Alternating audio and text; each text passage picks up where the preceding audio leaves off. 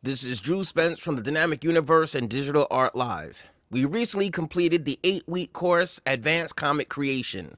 The course was a live presentation where we explored storytelling challenges by providing pre-rendered art and tasked the participants to create their own story based on the provided images. For week 7, we explored comic stylings and looked at the flourishes and extra details that accent the overall look.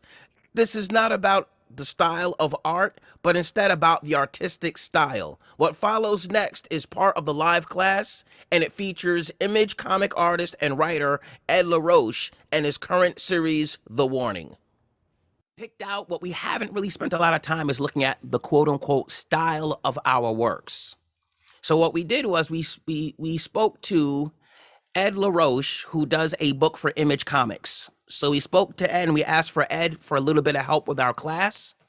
He works for Image Comics. He's done a bunch of different titles for them. They will be links in your guide to find his books and his work. But we sat down and chopped up about his style and how he thinks about and approaches his work. When he's working, he hears a little voice in his head.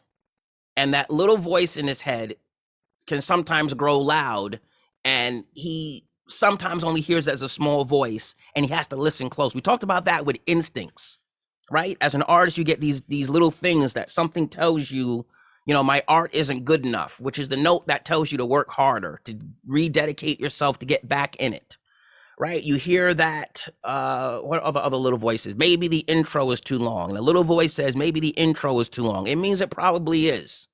And part of developing as an artist is learning to listen to the little voices, right? Remember when you were a kid and you'd find yourself in a bad place out in the world and you wouldn't know when it was time to go home? And you stuck around too long, and the fight broke out or something happened with your friends or some drama occurred. But there was a little voice telling you it's time to go home or it's time to leave, or maybe this person isn't good for you, but you're not really listening to that little voice. Instincts is about really getting that voice to be louder in your own head and to trust it. And that's really what he was referencing, the little voice in your head that tells you, all right, I should go this direction with the book. So we're looking at one of his books. This is, he's done a 10-part series called The Warning, which is about a pseudo-alien invasion.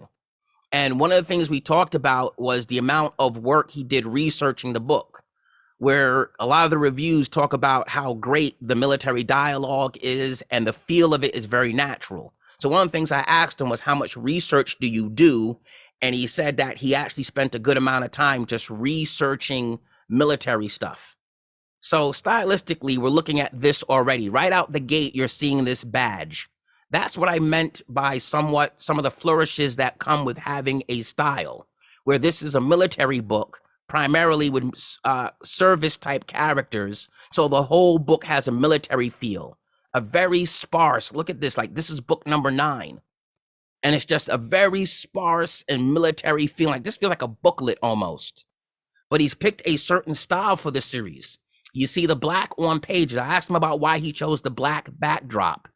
And he said he chose the black backdrop because he felt it made the colors come out more on his page. And he felt the colors would jump out off the page better with the black background as opposed to white. And he was talking about the value of the white on the screen now doesn't have to compete with white borders, that the white will now stand out and any of the brighter colors will stand out against that backdrop. Stylistically, I asked him about breaking the panels down to only 4 panels per page and how they're staggered in a stacking way. And he says, as the action builds in his book, the rules fall away.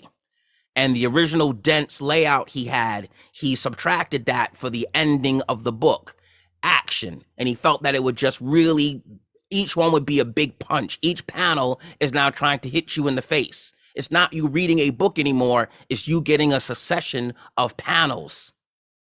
And that's why he's chosen this style. And the book breaks down at its end into action sequences. These are glimpses of action. You can imagine if this was another kind of presentation, this would be rapid editing.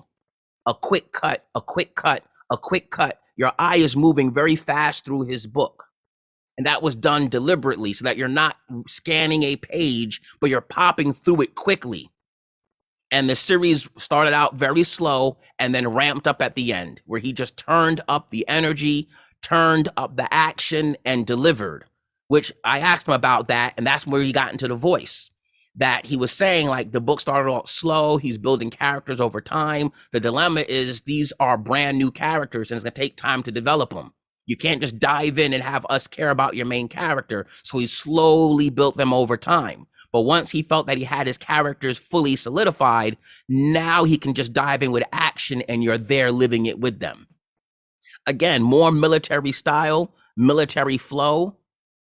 The whole book has this feel of it. Now the aliens arrive in the book. If you'll notice, the word balloon changes for the aliens. This indicates their voicing. So you know this is not a regular human voice. You can imagine the alien voice is different, right? White text on the black background, the irregular shape of the word balloon. That's what I meant by the style guide, where this really, you can't really call this a font so much. This is more like an effect. Humans get the traditional balloons, and again, very sparse. Humans get a certain style, aliens get a different one. But remember that the text here remains legible. The size of it, the spacing between the lines, everything remains legible, that we're not struggling to understand what the aliens are saying, and it's not a chore when they come on screen.